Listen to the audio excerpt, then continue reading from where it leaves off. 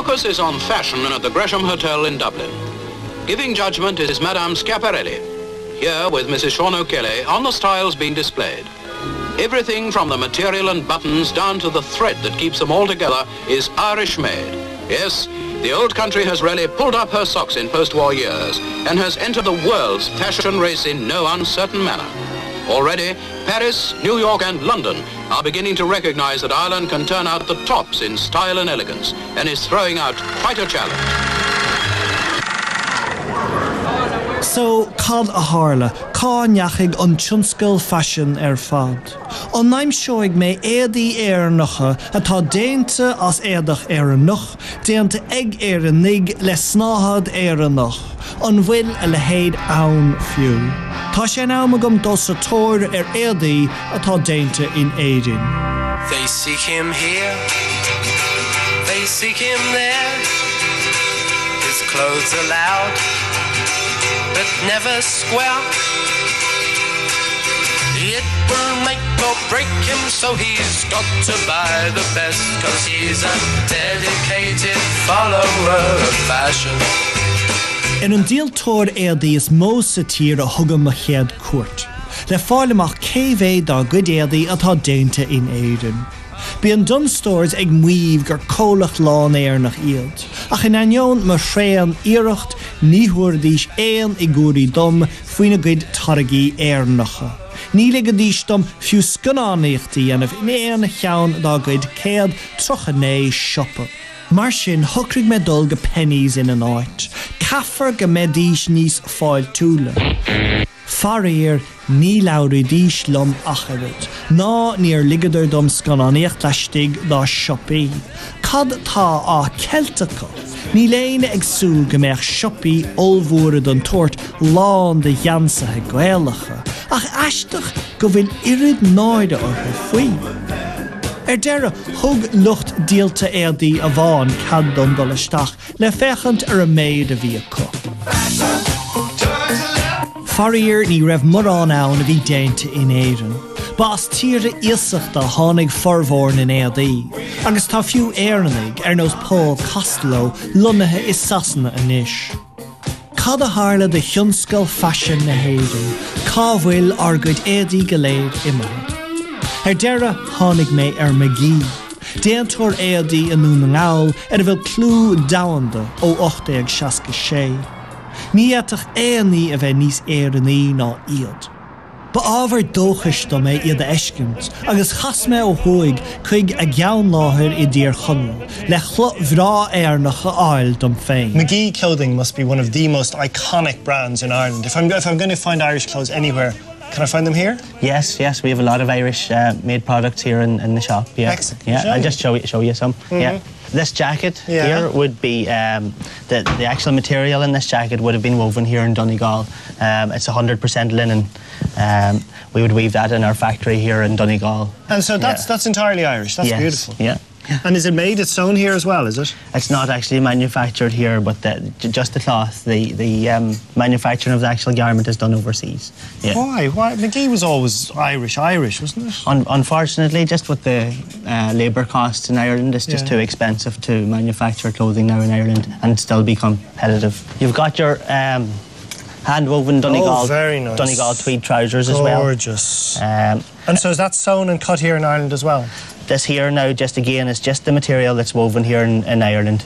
Unfortunately, yeah. So how much are they? €190. Just expensive enough. And as you say, if it was made in Ireland, it was going to have to be a lot more than that. Would be, yes, yeah. What I want is something that is absolutely entirely Irish. Okay, well, we have these shirts as well. Again, it's pure Irish linen.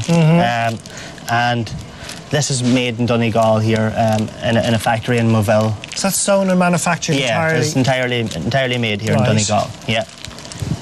Your hand knit sweaters. Very nice. Now these are knitted here in Donegal as well. Do you have socks? Do you have woolen socks at all? We have woolen. That's your woolen socks as well. Very nice. Which are also made here in Right, I'm going to look rather odd in Donegal. this. Okay.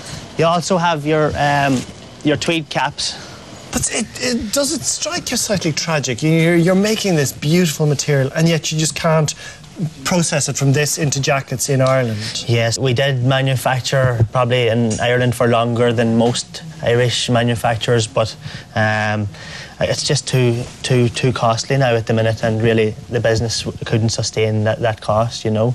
So what, you wanted to keep on making it here, and you had to stop it? Oh yes, we'd love to have kept the manufacturing in Donegal, but unfortunately we wouldn't be here. I don't think if we had kept the manufacturing in Ireland. You would have gone under? It would have gone under, yeah. Anyway, so you've helped me out. I now have the most beautiful shirt, I have a hat, I have a scarf, I have the woolen socks. I just have nothing to cover down here yet. You'd like to get a pair of trousers, maybe? Well, if they can't be knitted here, I might just have to go without. But thank you so far. Thanks a million, okay.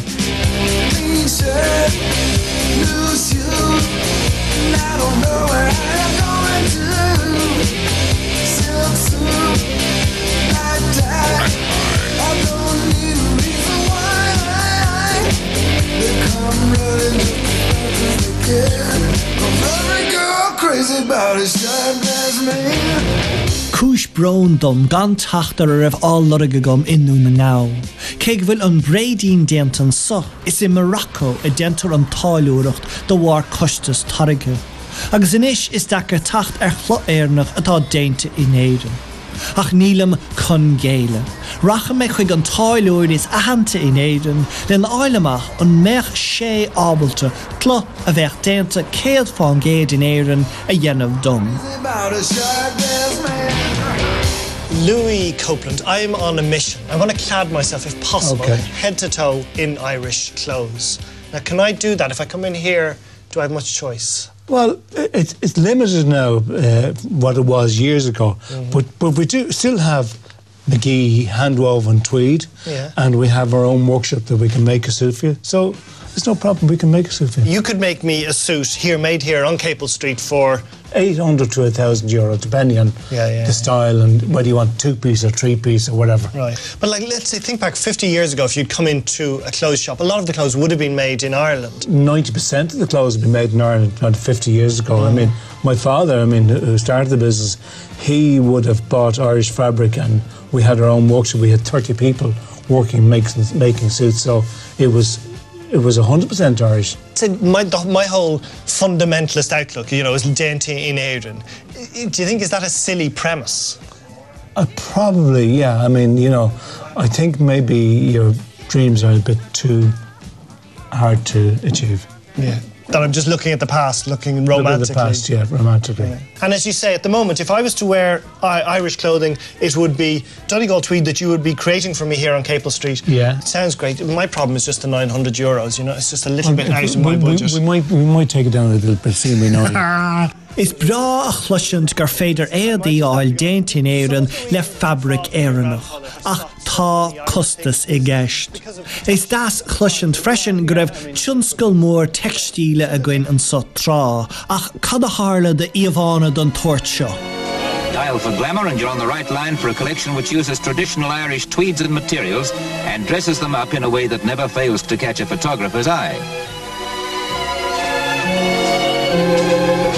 Elegance and beauty flaunt themselves in a centuries-old castle, a Parisian-style scene in a country which is famed for its handiwork and hard-earned skills. Bhí tionscail fashion agus textíle láidir in Éirinn trá. Fiú dem líon ná hen, bhíú 800 milliún euro an tionscail ina raibh 300 cólach. Tá sé sucra gan búla le duine do mhór deartháirí na tíre, fechant a bheitach sé tarlú a ríis. And so how many people used to be involved in the clothing industry? Yeah, that's an interesting one. 40,000 women, they used to say, was employed in the trades here in Ireland. Now that's an awful lot of household income coming into a house. Small wages, that would be home workers, women working at home, knitters, you know, weavers, lace makers, you know, glove makers in Donegal. Like this, a lot of industry was home-based, and that has been obliterated. This is an industry that out of 40,000 no longer employs 4,000, you know, and that's an absolute shame. All the great design houses of Paris, for instance, are creating schools of trade, and yet in Ireland, you know, we're a small voice in a small island with a government that doesn't hear. And if it was so successful, so triumphant for so long, could it ever come back? Yes, I think so. Orla Kylie's sales are 10 million a year produced in London. Now, why can't a piece of that be produced in Ireland? If the factories and firms, you know, were revitalised or recreated here, why not? Look around, everywhere you turn is heartache. It's everywhere that you go. Of course not. This here is velvets that are made in Thomastown in County Kilkenny. Yeah. And they are velvets that are made here, silk velvet, highest quality, and then they're printed with gold and silver leaf. So it's all embossed velvet that's produced here, and this is it in a shoe. This is from Kilkenny? This is Kilkenny. It looks like an 18th Thomastown. century fabric. Absolutely. Now this fabric hangs in a palace in Morocco for the King of Morocco. So that is an export that has gone abroad. A Donegal tweed, hand-woven with lame, you know, just to give it that iridescent or shine. It's a fashion fabric. But most of us now look at tweed as sort of an old-fashioned and embarrassing, you know, material connected to our past. Say that to one of the ladies that wear a Chanel jacket that's £3,500, and we produce it at half of that price, handmade, you know, Chanel. So it's just our attitude. We just don't understand what we have. Yes, exactly. Yeah. We should be supporting our own business. You know, we should be supporting our indigenous industries here. And the next time you buy a pair of jeans for £6 in Primark, question who makes them.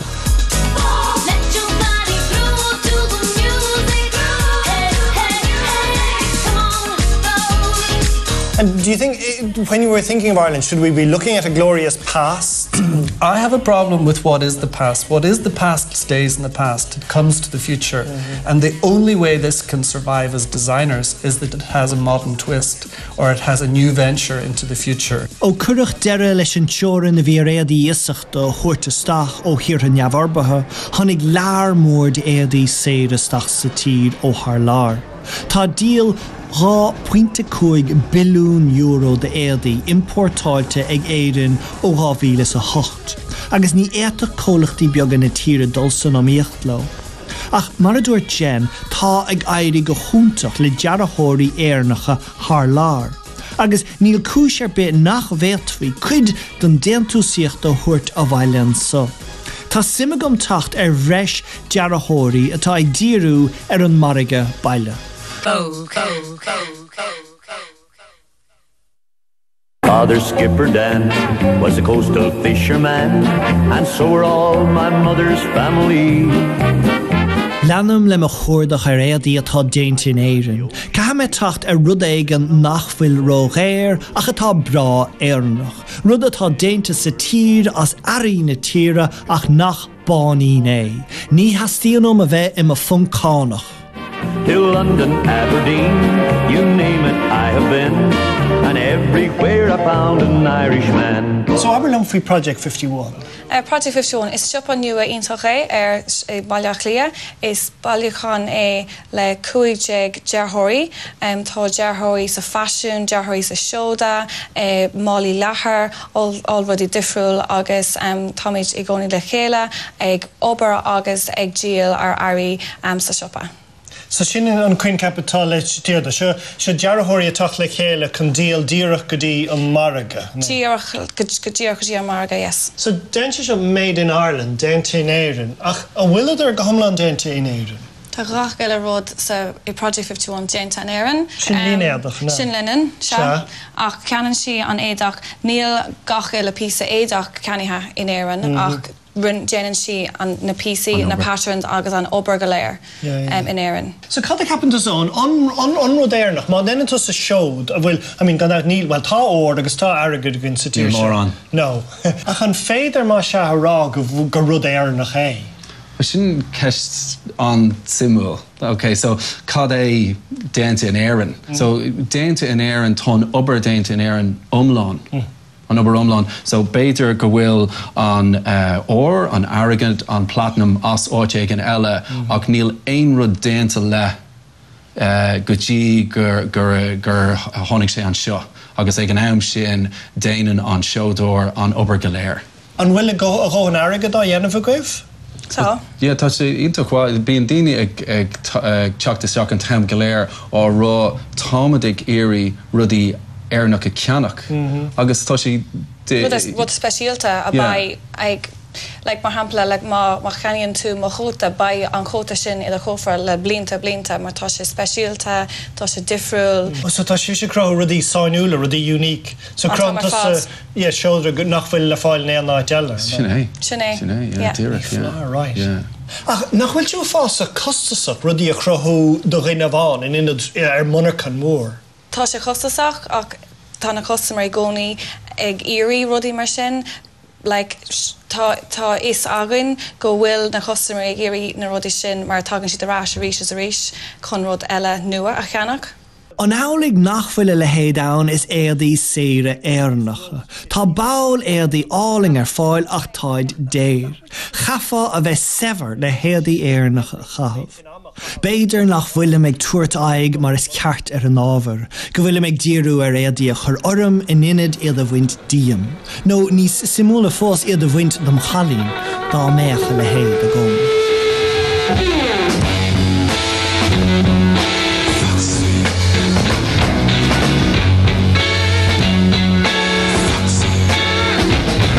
Susan, sadly I don't have a girlfriend, but I was thinking theoretically if I did and if I want to get her some lingerie, what chance would I have of getting Irish stuff? Oh, no problem at all. If you'd like nightwear or corsetry, I'll show you a few things that are made in Ireland.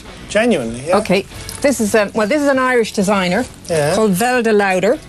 She works from London, but she is an Irish designer, and that's pure silk, steel bone corset.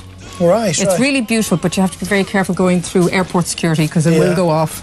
But it was something slightly more saucy, more sexy I was looking for. Now, we've got this beautiful bra here, and this is made by Carol Freeman, who is the only Irish bra maker that I know of, and I've been working here in this business for 28 years. She's the only one who actually makes bras. And I'll show you another thing that's made in Ireland. Okay.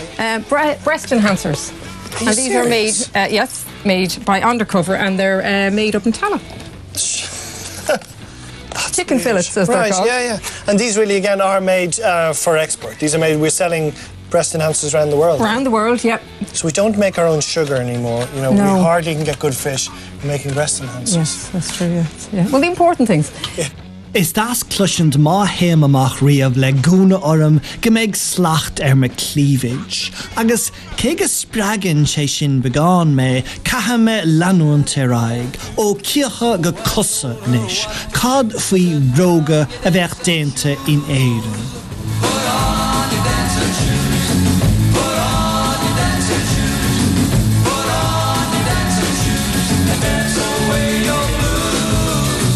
Martin, I constantly hear that, you just cannot manufacture things in Ireland, that it's not economic, that it's not possible. But you seem to be proving the opposite here. You're making shoes. Yes, that's our main line is shoes and dancing pumps for Irish dancing. We also do a range of men's wide-fitting shoes. Now, it is a tough market. There's no doubt about that, but it can be done. You had 8,000 people employed in the footwear 8,000? In 1971 when we started up. Was that just for Irish people, or was that for export as well? Well, a lot of the product was actually exported to the UK. And there was 8,000 people working in shoe manufacture, and now how many would there be? Well, I'd say there's hardly, it'd be scarce if you have 60 people working in the shoe business and at the moment, And can you still use Irish leather and Irish products in them, or to just being assembled here? Irish leather is no longer tanned in the country.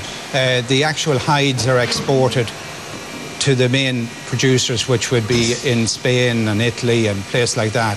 But the Irish hides are very sought after. They get a premium because they're top quality. So they might come back here. They might go to Europe to be... The leather returns to us in a finished form.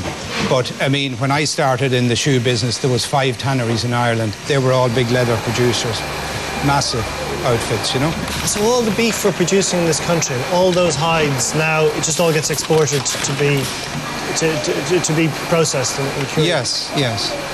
So if I want some Irish Moët made footwear for my journey around Ireland, what do you have to offer? Well, we're making some bigger sizes this morning, so we heard that you had a fairly good sized foot, as my father would say. A jig shoe. And that was made here? That was made here, yeah. An entirely Irish shoe? An entirely Irish shoe, I've got to try that. I have to try that now. Yeah.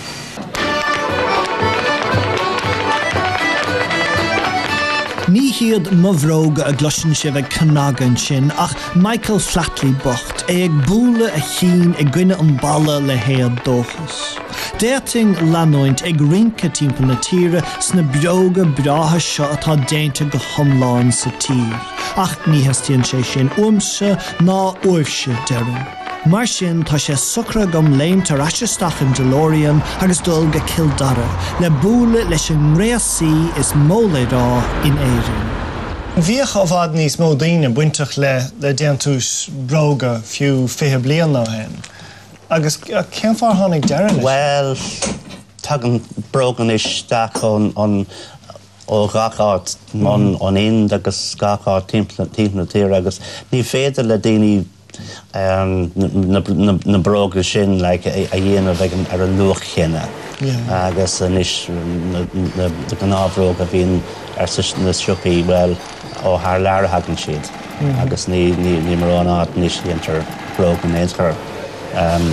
San áit seo betar cúpláat eile ach tá sé beag na gimthanis as an tír. Agus bhíoch na mílta, bhíoch i ngach réad bach an cúnta, bhíoch monarch an mór ag bhí agus bhí an grésaí duine an speisialta bethe an grésaí agus bhíoh daoine ag teacht agus lach an beidir bán ó sáil ar chur ar bróg nó ar seanbhróg.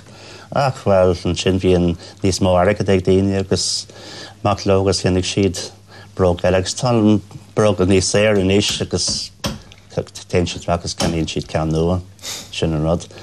Ach, ag an nám chéine seo ád an speisialta agus féidir leat péir a bróg í dhéanamh atá iarúnach do chus féin tá rud atá compórdaach. Tá na bróga seo déanta go thomláin in Éirinn ach an lethar fós. Ach bháin an lethar.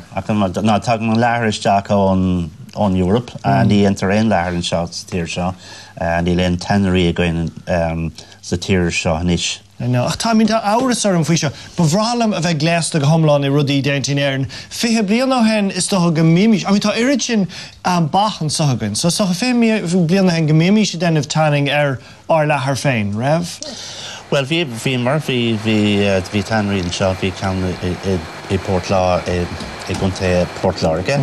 Ach sort gnó salach a bhí ann agus bhí made chemicals outside an lethraí dhéanamh agus bhí sé dul isteach na abhainn agus rudaí mar sin so beidir bhfuil sé níos fearr gan é bheith déanta in Éirinn is agus tagann sé isteach an sin ón beidir ón bhreatain nó ón Theranáin. As céhéad agus nach Pyra?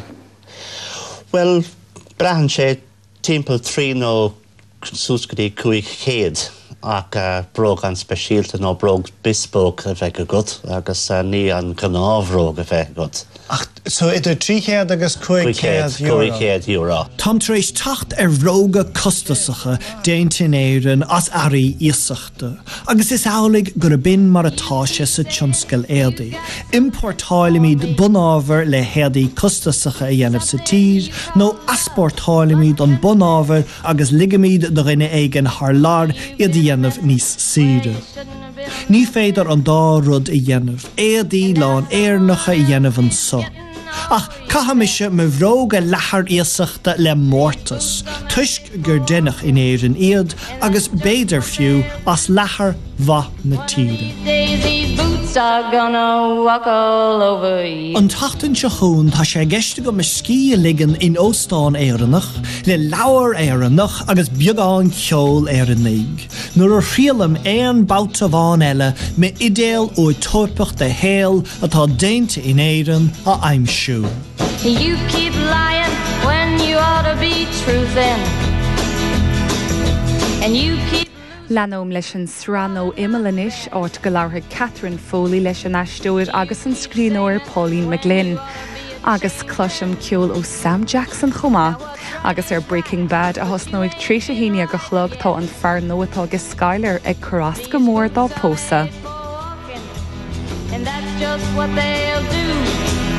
One of these days these boots are gonna walk all over you.